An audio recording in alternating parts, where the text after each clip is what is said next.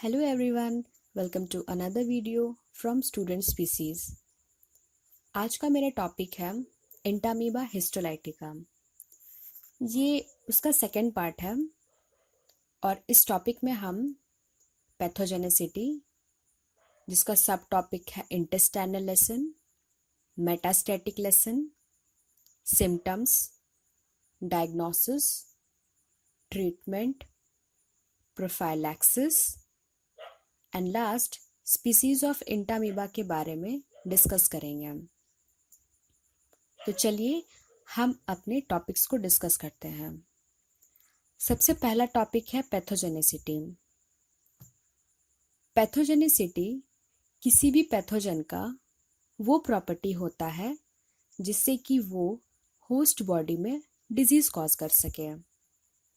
जब कोई pathogen host body के अंदर जाता है तो डिजीज कॉज करने का जो बेसिक फैक्टर होता है वो दो चीज़ों पे डिपेंड करता है। सबसे पहला है इम्यूनिटी और सेकंड पीरियड ऑफ इंक्यूबेशन। छोटे बच्चों में इम्यूनिटी और बड़े लोगों में यानी कि जो ओल्ड एज्ड हैं उनका इम्यूनिटी वीक रहता है। और अगर कोई पर्सन में कोई भी पैथोजन इंटर करेगा तो शुरुआती स्टेज में वो इन्फेक्शन नहीं दिखाता है, लेकिन जैसे ही इंक्यूबेशन पीरियड बढ़ता है उसके सिम्टम्स नज़र आने लगते हैं। एंटामीबा हिस्टोलाइटिका के केस में इंक्यूबेशन के बाद 4 से 5 दिन के अंदर सिम्टम्स नज़र आता है और ये दो तरीके का डिजीज कॉज करता है। पहले ही वीडियो में मैंने बता दिया था कि ट्रोफोजॉइड स्टेज होस्ट बॉडी में इन्फेक्शन को कॉज करता है। तो यहाँ दो तरीके का डिजीज एंटामीबा हिस्टोलाइटिका की वजह से एक होस्ट बॉडी में शो होता है। सबसे पहला है इंटेस्टाइनल इन्फेक्शन या फिर कहे तो प्राइमरी लेसन, और सेकंड है मेटास्टेटिक इन्फेक्शन या फिर सेकेंडरी लेसन। तो चलिए हम इंटेस्टाइनल इन्फेक्शन के बारे में स्टडी करते हैं। प्राइमरी इन्फेक्शन लार्ज इंटेस्टाइन के सीकम रीजन में डिस्प्ले होता है। मतलब अगर ट्रोफोजॉइड स्टेज किसी होस्ट बॉडी के अंदर इन्वेड हुआ है तो सबसे पहला इन्फेक्शन सीकम रीजन में डिस्प्ले करेगा। सीकम रीजन के ये म्यूकोसा और सब म्यूकोसा लेयर में रिसाइड करता है और वहीं से ये डिस्ट्रक्शन शुरू करता है। तो इस तरीके से प्राइमरी इन्फेक्शन में दो तरीके का डिजीज कॉज करेगा। सबसे पहला है अमोबिक डिसेंट्री और दूसरा अमोबिक अल्सर। अमोबिक डिसेंट्री, जब किसी पेशेंट को एमोबियोसिस होता है और अगर उसका प्राइमरी इन्फेक्शन है तो एमोबिक डिसेंट्री में उसका जो स्टूल्स होता है वो बहुत ही फ्रीक्वेंट यानी कि बार बार बॉडी से स्टूल का डिस्चार्ज होगा और इस स्टूल में म्यूकस और ब्लड का जो रेसिड्यू रहता है वो भी प्रेजेंट रहेगा। सेकंड है एमोबिक अल्सर। अल्सर का मतलब होता है फोड़ा।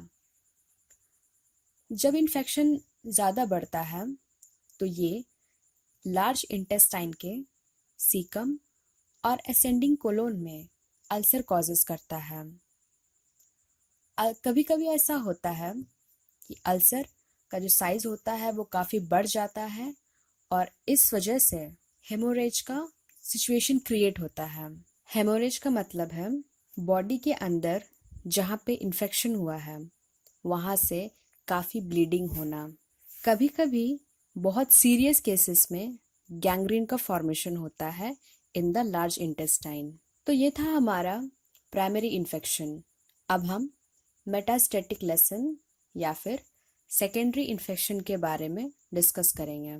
मेटास्टेसिस एक प्रॉपर्टी होता है पैथोजन इन्फेक्टेड टिश्यू का, जिससे कि वो अपने ओरिजिन साइट से बॉडी के अलग पार्ट्स में ब्लड सर्कुलेशन के थ्रू मूव करता है।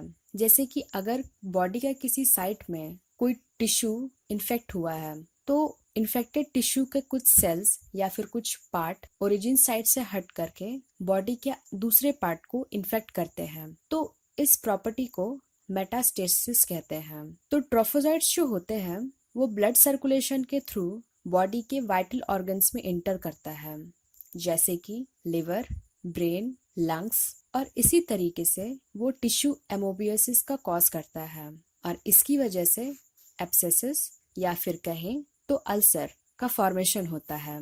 कॉमन टाइप के जो टिश्यू एब्सेसिस या फिर कहें तो टिश्यू एमोबियोसिस जो है वो लिवर एमोबियोसिस, जिसे हेपेटिक एमोबियोसिस भी कहते हैं, जिससे कि लिवर में अल्सर का या फिर एब्सेस का फॉर्मेशन होता है। ब्रेन अगर इन्फेक्टेड है तो सेरेब्रल हेमोबियोसिस कॉज करता है, और अगर लंग्स इन्फेक्टेड है तो ये पल्मोनरी एमोबियोसिस कॉज करता है। तो ये था हमारा प्राइमरी और सेकेंडरी इन्फेक्शन। अब हम सिम्टम्स के बारे में डिस्कस करेंगे। इसका जो कॉमन सिम्टम्स हैं वो है amoebic dysentery, headache, abdominal pain और फैटिग। तो अब हम डायग्नोसिस के प्रोसेस के बारे में बात करेंगे कि किस तरीके से अगर कोई इंसान इन्फेक्टेड है तो उसमें डायग्नोसिस कैसे करें। डायग्नोसिस पर्पस के लिए इन्फेक्टेड पर्सन का स्टूल का सैंपल लेना पड़ता है और इसका डायग्नोसिस 2 तरीके से होता है। सबसे पहला है स्टूल मैक्रोस्कोपी। स्टूल मैक्रोस्कोपी जब किया जाता है तो ये स्टूल का एक्सटर्नल अपीयरेंस का स्टडी किया जाता है। इन्फेक्टेड पर्सन का स्टूल एसिडिक इन नेचर होता है, डार्क इन कलर, ऑफेंसिव, और blood, mucus and blood vessels भी प्रेजेंट रहता है। तो ये था उसका एक्सटर्नल अपीयरेंस। स्टूल माइक्रोस्कोपी के केस में उसका माइक्रोस्कोपिक स्टडी किया जाता है। तो इसके स्टडी में स्टूल का जब स्टडी किया जाएगा तो प्रेजेंस ऑफ ट्रोफोजॉइट्स या फिर सिस्टिक स्टेज प्रेजेंट रहेगा। तो ये 2 तरीके से हम डायग्नोसिस कर सकते हैं। अब हम ट्रीटमेंट के बारे में बात करते हैं। यहाँ पे ट्रीटमेंट मेडिसिन दे करके पेशेंट को ठीक किया जाता है। जब किसी पर्सन को ड्रग्स दिया जाता है या फिर मेडिसिन, तो ये इस बात पे डिपेंड करता है कि जो इन्फेक्टिव स्टेज है यानी कि ट्रोफोजॉइट है वो आइदर इंटेस्टाइन में प्रेजेंट है या फिर टिश्यू में प्रेजेंट है। तो सबसे पहला हम टिश्यू एमोबिसाइड्स के बारे में डिस्कस करते हैं। जब बॉडी का कोई भी पार्ट ट्रोफोजॉइट से इन्फेक्टेड रहेगा तो इस केस में हम टिश्यू एमोबिसाइड्स ड्रग्स देंगे। ये ड्रग्स स्पेसिफिकली ट्रोफोजॉइट्स जो टिश्यू में प्रेजेंट है उस पर एक्ट करेगा। तो सबसे पहला है एमिटिन एंड डिहाइड्रो एमिटिन, शॉर्ट फॉर्म है DHE। सेकेंड है क्लोरोक्विन जो कि लिवर एंड लंग्स एमोबियोसिस में दिया जाता है। सेकेंड है लुमिनल एमोबिसाइड्स। ये ड्रग्स ऐसे ट्रोफोजॉइट्स या फिर सिस्टिक स्टेज पे एक्ट करेगा जो लार्ज इंटेस्टाइन के ल्यूमन में प्रेजेंट है। तो ड्रग्स का नेम है डाई आयोडो हाइड्रो ऑक्सीक्विनोल, क्लोरोफिनॉक्सामाइड, क्लोरबेटामाइड, एसिटारसोल, कार्बासोन, और थर्ड है लुमिनल एंड टिश्यू एमोबिसाइड्स। ये ड्रग्स ऐसे ट्रोफोजॉइट्स एंड सिस्टिक स्टेज पे एक्ट करेगा जो कि टिश्यू और इंटेस्टाइन के ल्यूमन में प्रेजेंट है। ड्रग्स के नेम है निरिडाजोल, मेट्रोनिडाजोल। तो अब हम प्रोफाइलैक्सिस के बारे में बात करते हैं। प्रोफाइलैक्सिस मतलब कि प्रिकॉशंस, कि हम क्या सावधानी बरत सकते हैं जिससे कि इन्फेक्शन का खतरा कम हो। तो सबसे पहला है पर्सनल प्रोफाइलैक्सिस। सबसे पहले तो हमें कच्चे फल और सब्जी खाना बंद करना होगा। उसके बाद ड्रिंकिंग बॉइल्ड वाटर, हमें फूड और वाटर को ढक के रखना चाहिए जिससे कि वो कंटामिनेट ना हो सके, और साथ ही साथ अपना पर्सनल क्लीनलीनेस पे ध्यान देना चाहिए।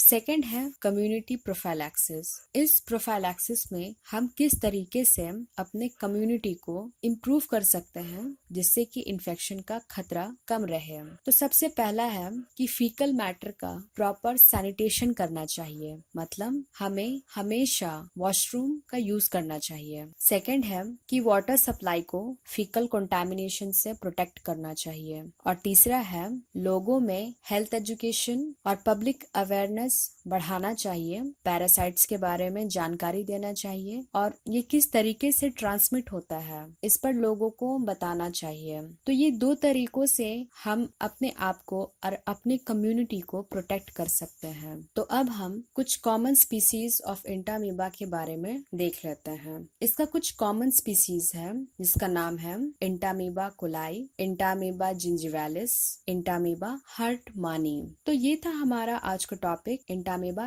हिस्टोलाइटिका। सो आई होप आपको ये वीडियो काफी इंफॉर्मेटिव लगे। अगर आपको ये वीडियो अच्छी लगे तो प्लीज इसे जरूर शेयर करें अपने दोस्तों के साथ। And thank you for watching my video.